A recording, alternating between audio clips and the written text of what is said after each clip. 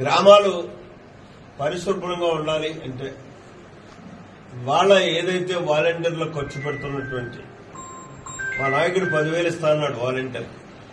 నేనేమంటానంటే ఆ 10,000 శాలరీ ఇచ్చి ప్రతి గ్రామాన్ని బట్టి 5గురిని 6గురిని 10 మందిని 12 మందిని 15 మందిని ఆ పంచాయతీ యొక్క వైశల్యాన్ని బట్టి ఈ 15,000 రూపాయలు శాలరీ ఇచ్చి స్కావెంజర్స్ వేసినట్టయితే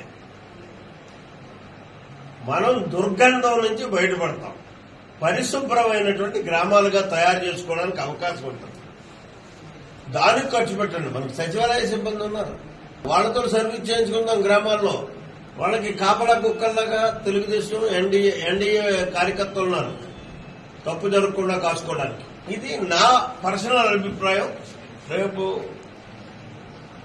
మా లెజిస్లేటివ్ పార్టీ మీటింగ్ లో కానీ శాసనసభలో అయినా సరే ఇది నేను చెప్పదలుచుకున్నాను, అడగదలుచుకున్నాను, ఒత్తిడి తేదలుచుకున్నాను. ఎందుకంటే మనం ప్రభుత్వ ప్రజాధనాన్ని ఎక్కడి నుంచి వస్తుంది? ప్రజల నుంచి మనం కలెక్ట్ చేస్తే రెవెన్యూ కలెక్షన్ ద్వారా వచ్చేటువంటి డబ్బు దాన్ని దుర్వినియోగం చేయకుండా మన స్వార్థం కోసం చేసుకోకుండా. మాకైతే ఆ కర్మ లేదు. వైఎస్ఆర్ కాంగ్రెస్ పార్టీ లాగా వాలంటీర్ల కార్యకర్తలుగా వాడుకోవాల్సినటువంటి పని లేదు. నిస్వార్థంగా 45 సంవత్సరాలు బట్టి పనిచేస్తున్నటువంటి కార్యకర్తలు ఉన్నారు, నాయకులు ఉన్నారు తెలుగుదేశం పార్టీ. కాబట్టి వాళ్ళకేం డబ్బులు ఇవ్వక్కర్లేమే. ఆ పని మా పార్టీ పని వరకు వాళ్ళు నిస్వార్థంగా పనిచేస్తారు.